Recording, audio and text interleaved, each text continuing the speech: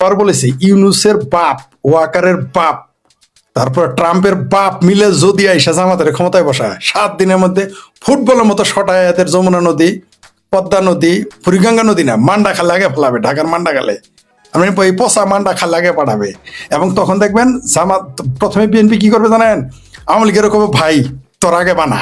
আপনার একটা উদাহরণ দেই, আলিয়া মাদ্রাসা আছে না, ঢাকা আলিয়া মাদ্রাসা, তখন ছাত্রদল মানে বিএনপি ক্ষমতায়, যখন আলিয়া মাদ্রাসা শিবিরের রাষ্ট্র ছাত্র, এই ঢাকা ইউনিভার্সিটির যত ছাত্ররা, জগন্নাথ বিশ্ববিদ্যালয়ের ছাত্রদল, ছাত্রলীগ মিলে আলিয়া মাদ্রাসা কিন্তু পিটাইতো, ওইরকম পিটানি খাবে। হ্যাঁ, আমি আমার ইনস্টিটিউটে দেখছি, বা মানে আপনি যদি একটু মাঠ পর্যায়ে, আপনি তো নিশ্চয়ই খবর নেন, বিশ্ববিদ্যালয়গুলো বা কলেজগুলোতে যখন ছাত্রদল শিবির পিটাইতো, আওয়ামী লীগ ছাত্রলীগ দূর থেকে দেখে দেখে মনে মনে মজা নিত, ভালো করে পিটা। আবার লীগ পিটাইলে ওরা মজা নিত। এবং এটা কিন্তু একদম জয়েন করতো, প্রকাশ্যে হয়তো অনেক সময় করতো না যে লীগের সাথে বিএনপির ঝামেলা। কিন্তু এই পরিস্থিতিতে মানে বিএনপি তো কোনোভাবেই জামাতের কাছে পরাজয় মেনে নেবে না। মানে বিএনপি যদি জামাতের কাছে পরাজয় মেনে নেয়, তাহলে বিএনপি ভ্যানিশ হয়ে যাবে। এটা বিএনপি জানে, বিএনপি ভ্যানিশ হয়ে যাবে, বিএনপি কে আর কোনোদিন খুঁজে পাবেন না আপনি।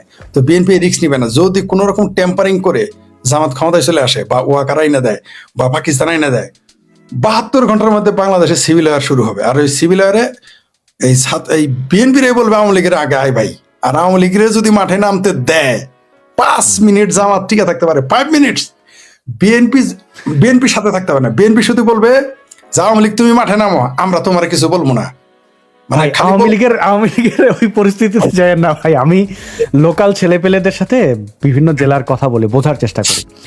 তারা তাদের ফোনের দেখা গেল যে গুগল ড্রাইভে বা বিভিন্ন জায়গায় লুকিয়ে রাখছে অসংখ্য ছবি। ধরেন এই যে বিভিন্ন অরাজকতায়, বিভিন্ন ক্যামেরায় যদি দেখা গেল যে কারোর দেখা গেছে যে জামাতের ওই আওয়ামী লীগের বিরুদ্ধে, ওর এলাকার হয়তো, আপনি আপনার সরিষাবাড়ি সবাই চেনেন, ওইভাবে ওরা মার্ক করে রাখছে যে কারে কখন খাইয়ে দিতে হবে। তো আওয়ামী লীগের এদের শরীরে যে কি পরিমাণে রাগ, যদি একবার এরকম কিছু ঘটে, মানে কিচ্ছু লাগবে না, বিএনপি ডাকতে হবে না, যদি দেখে যে গোলমাল লাগিয়ে গেছে, এরা মাঠে এসে মারা শুরু করবে, কারণ তার টার্গেট গুলো তো তার জানা আছে। শুধু বলবে যে আমরা জামাতের বাইনতা লাগতেছি, তোরা আওয়ামী লীগ কি করবে আমি জানি না। 5 মিনিটের মধ্যে বাংলাদেশে জামাত, শিবির, হেফাজত বর্তমানে আওয়ামী লীগের নেতা না, তৃণমূলের কর্মীরা বর্তমানে খাই ফেলবে। আওয়ামী লীগের নেতারা ভারত থেকে আসতে আসতে, আমেরিকা থেকে আসতে আসতে, অস্ট্রেলিয়া থেকে আসতে আসতে খাই ফেলা হবে বর্তমানে।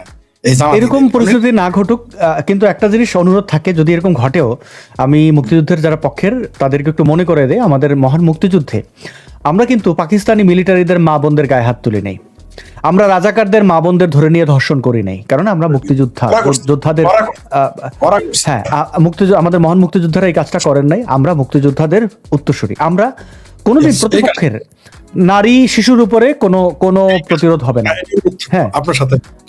এবং কোনো প্রাণী তার গরু নিয়ে জবাই করে খাবেন না, কোনো প্রাণী। কারণ একটা জিনিস মনে রাখেন ভাই, একটা প্রাণী সে কিন্তু আপনার এই ভোটে বা সে কিন্তু জামাত করে না, সে ওই প্রাণীটা ওই বাড়িতে বড় হয়েছে, তাকে নিয়ে জবাই করে খেয়ে ফেললেন বা ধরে নিয়ে গেলেন, এই অন্যায় কখনো অবলা প্রাণীর উপরে করবেন না। একটা পাখির উপরে, কিছুর উপরে, একটা বাড়ির কুকুর বা বিড়াল, কোনো কিছুর, কোনো প্রাণীর উপরে অবিচার করবেন না।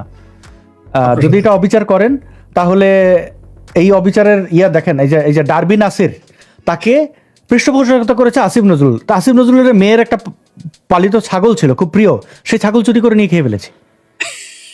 বুঝতে পারেন? শুধু ডারবি নাসির, ডিম নাসির না, ছাগল চোর নাসির। আপনি বলতে চান তাহলে এটা ডারবি নাসির এখন ছাগল চোর নাসির হয়ে গেল? কেন আপনি এটা পত্রপত্রিকা পড়েন নাই ভাই? হায় হায়, এটা তো আমার আপনার বলতে ইচ্ছা করে হায় লাগালেন। হায় আল্লাহ ফরিদ ভাই, আমি আসলে 1 সপ্তাহ যাবত হাসপাতাল আর আমি দেখাচ্ছি আপনি, হ্যাঁ, অনেক কিছু আপনি একটু সচেতন করেন যেন প্রাণীদের উপরে অত্যাচার না হয়, আমি এটা দেখাচ্ছি। প্রিয় দর্শক, আপনারা যারা মুক্তিযুদ্ধের পক্ষের, এটা আমাদের মুক্তিযুদ্ধের চেতনার সাথে যায় না।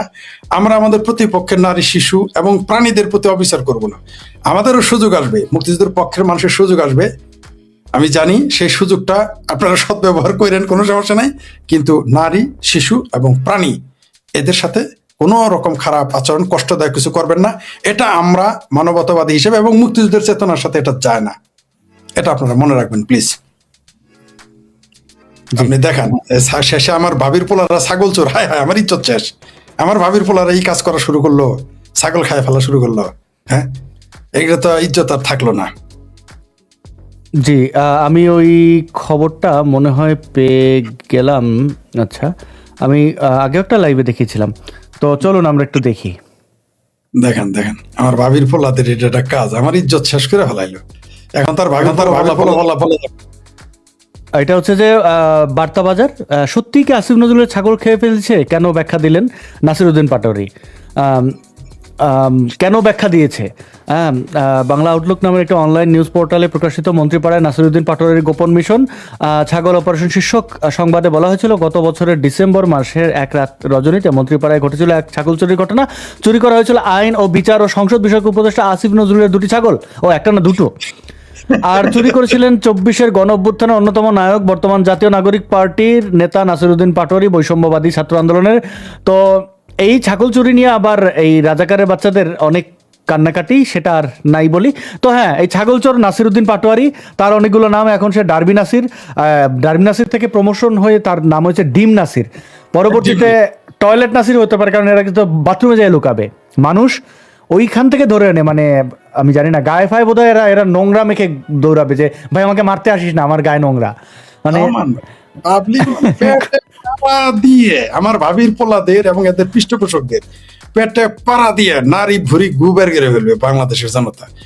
কারণ আদালতে যাওয়ার সুযোগ নাই, কারণ এরাই আইন করেছে, এদের বিরুদ্ধে আদালতে যেতে পারবেন না। তা আপনি আদালতে যাওয়ার পথ বন্ধ করে দিয়েছেন। তো এখন ওই যে আমি যেটা বারবার বলে আসতাম, আমার কথা সত্য প্রমাণ করার জন্য আমার ভাবির পোলার উপকার করেছে। আমি যে বারবার বলে আসছি, বাংলাদেশের সাধারণ জনগণ, নির্যাতিত নিপীড়িত জনগণ, বঞ্চিত জনগণ, এই সমস্ত জুলাই সন্ত্রাসী এবং তাদের পৃষ্ঠপোষকদের পেটে পাড়া দিয়ে নারী বুড়ি গুবের করে ফেলবে। এটা আমি প্রথমে বাদ কি বাদ বলতাম, কথার কথা।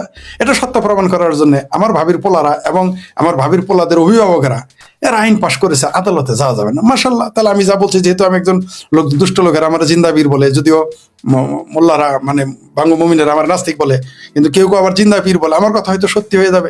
কারণ এই সত্য প্রমাণ করার জন্যই এরা আদালতে যাওয়ার পথ বন্ধ করে দিয়েছে। তো আদালতের পথ বন্ধ করে দিলে পাবলিক কি করবে? পেটে পাড়া তো দিবেই, বাস ডলা তো দিবেই, গু তো বের হবে, নারী বুড়ি বের হবে। এটার জন্য তারা আমি দায়ী না, আপনিও দায়ী না, আওয়ামী লীগও দায়ী না। অনেকে বলছেন ছাগল চুরি ঠিক আছে, ওকে। তো জি, শেখ ফরিদ ভাই, আমরা একদম শেষের দিকে, আপনি অসুস্থ, বা খুব একটা সময় আমি আপনার ব্যয় করব না, দর্শকদেরও খুব একটা সময় ব্যয় করব না। তো আবার যদি আপনি আমাদেরকে একটু আলোকিত করতেন, যারা মুক্তিযুদ্ধের পক্ষের লোকজন আছেন, তাদের এই মুহূর্তে সচেতনতা বা নিরাপত্তা, নিজের নিরাপত্তার জন্য আপনি কি পরামর্শ দেবেন? শুধু মুক্তিযুদ্ধের পক্ষের না, সংখ্যালঘুদেরও বলবো আপনারা সতর্ক থাকতে চেষ্টা করুন। আমি জানি যে সতর্ক থেকে হয়তো আপনি কিছুটা কম ক্ষতির শিকার হবেন, কারণ আমরা দেখেছি প্রতিবার নির্বাচনে, সেটা আওয়ামী লীগের নির্বাচন হোক, বিএনপির নির্বাচন হোক, এরশাদ শাহীর নির্বাচন হোক, যে কোনো নির্বাচন হোক, নির্বাচন হওয়ার আগে এবং পরে আমরা দেখেছি সংখ্যালঘুরা নিপীড়িত, নির্যাতিত হয়। আমি আপনাদের বলতে পারবো না যে আপনারা ঠেকাইতে পারবেন, কিন্তু অন্তত সতর্ক থাকুন। ক্ষতি হবে, ক্ষতিটা যাতে কম হয়, কারণ আপনারা আক্রান্ত হবেন। সতর্ক থাকবেন, নির্বাচন হলেও বা না হলেও, ভোট দিলেও বা না দিলেও, কেউ বিজয়ী হলেও বা কেউ পরাজিত হলে, মানে আপনাদের উপর নির্যাতন হবে, আপনার সতর্ক থাকুন। মুক্তিযুদ্ধের পক্ষের যারা, তাদের বলবো এই নির্বাচন হওয়ার পরে ত্রিমুখী আক্রমণ হবে। মানে নির্বাচনে কোনো দল ক্ষমতায় গেলেও না গেলেও ত্রিমুখী আক্রমণ হবে। আপনারা অন্তত কিছুদিন, যদি নির্বাচন হয়, তাহলে খুবই সতর্ক থাকবেন 1 মাস। আমি জানি আপনারা অসহায়, আমার মতো আমি অসহায়, আপনারা অসহায়। সতর্ক থাকবেন, যতটুকু কম ক্ষতির মধ্যে আপনারা নিজেদেরকে নিয়ে যেতে পারেন। তবে এই দিন এইভাবেই থাকবে না, পরিবর্তন হবে। কারণ রাত তো গভীর হতে থাকবে, তার মানে সূর্য উঠবে, উদিত হবে। পুরনো কথা, এই কথাটা 17 বছর বিএনপিরা বলছে, আপনারা হয়তো 17 বছর শুনতে হবে না, হয়তো আর কিছুদিন শুনতে হবে, বা কয়েক মাস শুনতে হবে, বা বছর খানিক শুনতে হবে, যদি নির্বাচন হয়। তো আর আন্তর্জাতিক রাজনীতির যে হিসাব নিকাশ, এগুলো 5 মিনিটের ব্যাপার, সেটা 5 মিনিটে বদলে যেতে পারে। হয়তো এই যে আমি কথা বলতেছি, সকালে উঠে দেখবো রাজনীতির পুরোটাই বদলে গেছে, নির্বাচনের কোনো আলাপই নাই, শেখ হাসিনা প্রধানমন্ত্রী হিসেবে চলে আসছেন। হতে পারে শেখ হাসিনা বিপ্লবী সরকার নিয়ে আসছেন, হতে পারে এরা সরকারে এই মুহূর্তে ইউনূস পালায় গেছে, হতে পারে এরা নির্বাচন, তথাকথিত নির্বাচনের মাধ্যমে জোর করে ক্ষমতায় চলে গেছে, হতে পারে, অনেক কিছুই হতে পারে, সবকিছুই হতে পারে, ক্যান বি। এখানে কেউ নির্দিষ্ট করে কিছু বলতে পারবে না। তবে এটা বলতে পারি, বাংলাদেশের মানুষের উপরে যে 18 মাসের নির্যাতন, নিপীড়ন হয়েছে, এটার অবসান ঘটতে যাচ্ছে। সেটা নির্বাচন হলেও না হলেও। আপনারা মনে করেন না যে বিশ্ব বসে আছে, বা আওয়ামী লীগের যারা নেতাকর্মী তারাই যে সবাই বসে আছে তা না, যদিও যারা খুব সুবিধাবাদী তারা আগেও সুবিধা ভোগ করছে, এখন চুপ করে বসে আছে কখন আওয়ামী লীগ ক্ষমতায় আসবে, আবার এমপি মন্ত্রী হবে, আবার আগের মতো লুটপাট করবে। কিন্তু তাদেরও মনে হয় না এরকম সুযোগ আগের মতো জলবৎ তরলং হবে। আমার মনে হয় না বাংলাদেশে আওয়ামী লীগের কর্মীরা এটা করতে দিবে না, এমনকি আমারও মনে হয় যে হাইকমান্ড এটা করতে দিবে না, সতর্ক থাকবে। আর যদি এটা সতর্ক না হয় তাহলে আবার সেই 5ই আগস্টের পুনরাবৃত্তি ঘটবে, কোনো সন্দেহ নাই। তবে আমি বিশ্বাস করি বাংলাদেশের মুক্তিযুদ্ধের পক্ষের মানুষ আবার তাদের নিজেদেরকে ক্ষমতায় দেখবে, এবং এটা হওয়া উচিত। কারণ একটি মুক্তিযুদ্ধের দেশে, যেই দেশে বঙ্গবন্ধু যেই দেশে মহানায়ক তার নাম নেওয়া যায় না, যেই দেশে 7ই মার্চের ভাষণের মাধ্যমে একটি দেশ সৃষ্টি হয়েছে সেই ভাষণ পাঠ্যপুস্তকে নেই, যেই দেশে আওয়ামী লীগ হচ্ছে বাংলাদেশের মুক্তিযুদ্ধের নেতৃত্ব দানকারী দল, সে আওয়ামী লীগ নিষিদ্ধ, যে আওয়ামী লীগকে ছাত্রলীগ পয়দা করেছে। অদ্ভুত ব্যাপার, সারা পৃথিবীতে কিন্তু বাপে পুত্রকে জন্ম দেয়, কিন্তু এইখানে কিন্তু উল্টা হয়েছে, অর্থাৎ পুত্র পিতাকে জন্ম দিয়েছে, অর্থাৎ ছাত্রলীগ আওয়ামী লীগ বানিয়েছে। সেই ছাত্রলীগ নিষিদ্ধ, যে ছাত্রলীগের রয়েছে বর্ণাঢ্য ইতিহাস, যে ছাত্রলীগের রয়েছে কিংবদন্তি ইতিহাস, সেই ছাত্রলীগ এখন নিষিদ্ধ, আওয়ামী লীগ নিষিদ্ধ, জয় বাংলা স্লোগান নিষিদ্ধ, বঙ্গবন্ধু নিষিদ্ধ, বঙ্গবন্ধুর ভাস্কর্য নিষিদ্ধ, 7ই মার্চের ভাষণ নিষিদ্ধ। কিন্তু এখন সিদ্ধ কি? নিজামে ইসলাম। কোন নিজামে ইসলাম? আপনারা শুধু জামাত ইসলামের কথা বলেন। মনে রাখবেন, যেই দলের নামের পরে ইসলাম এবং আগে ইসলাম, তার মানে এই দলটা 71 সালে মুক্তিযুদ্ধের বিরোধিতা করেছে। সে করেছে নয় তার বাপেরা করেছেই। যেমন ধরেন হেফাজতে ইসলাম, এখন এই দলটা বানাইছে 2013 বা 12-তে। এখন বলুন ভাই এটা তো এনে বানাইছে না, ভাই এর পিছনে গিয়ে দেখেন এরা কারা বানাইছে। যারা বানাইছে তারা 71-এ পাকিস্তান ইসলাম ছিল, তারা ইসলামী মোহাম্মদ ইসলাম ছিল না, তারা মওদুদি ইসলাম ছিল। এই নেজামে ইসলাম, জামাতে ইসলাম, এরা দেখেন দুইটা হলো নামের পিছনে ইসলাম, আরেকটা হলো কি ইসলামী আন্দোলন বাংলাদেশ, এটার আগে ইসলাম। যত আগে পিছিয়ে দেখবেন অনেকে বলবেন আমি এবার ইসলাম কেন নিয়ে আসলাম। জি, ইতিহাস তিতা হইলেও শুনতে হবে। বাংলাদেশের মুক্তিযুদ্ধে কখনোই এই কোনো মুসলিম দেশ আমাদের পক্ষে ছিল না, একটাও না। বরং কারা কারা ছিল শুনলে মাথা নষ্ট হয়ে যাবে। ইসরায়েল আমাদের পক্ষে ছিল, ভারত আমাদের পক্ষে ছিল, ভুটান আমাদের পক্ষে ছিল, সোভিয়েত ইউনিয়ন আজকে রাশিয়া আমাদের পক্ষে ছিল।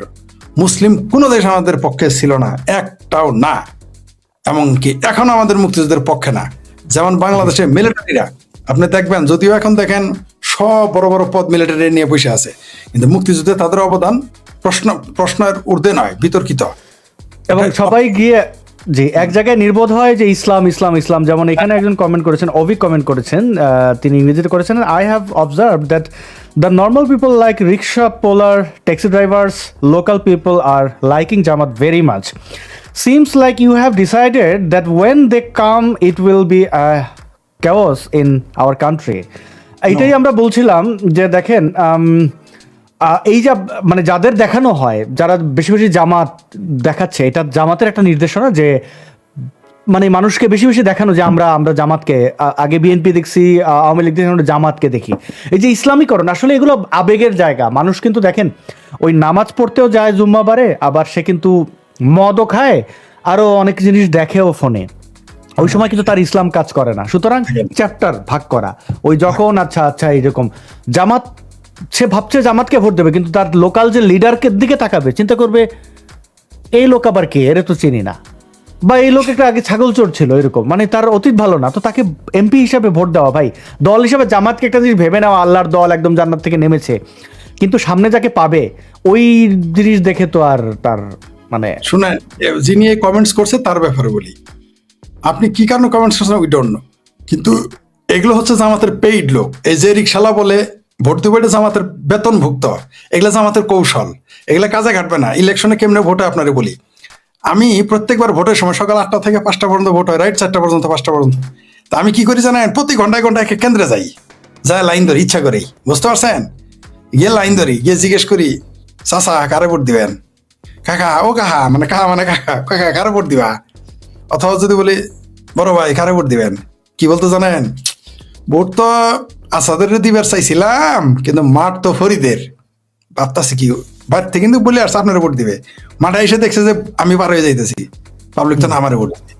এটা হচ্ছে বাংলাদেশের মাইন্ড হলো ফ্লোটিং মাইন্ড সেট আপ। জামাত এটা ক্যাশ করতে চায়, কিন্তু না, ওই যে আপনি যেটা বললেন চিনে না তো।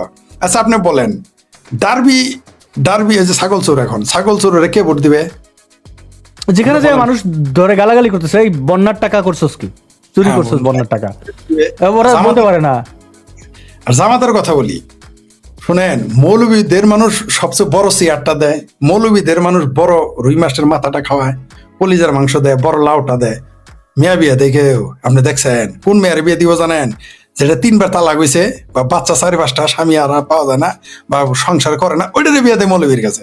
আপনি দেখেন তো আমার কেরা মৌলবীর কাছে মেয়া বিয়ে দেয়? কে দেয়? ভোট কোন পীর সাহেবেরও তো বহুত ভোট, চরমনের পীরের তো বহুত ভোট। কয়বার এমপি হয়েছে ওরা? 18 নাম শুনেন নাই যে জিন পালে 80টা? সে কোনোদিন কিছু হইতে পারছে?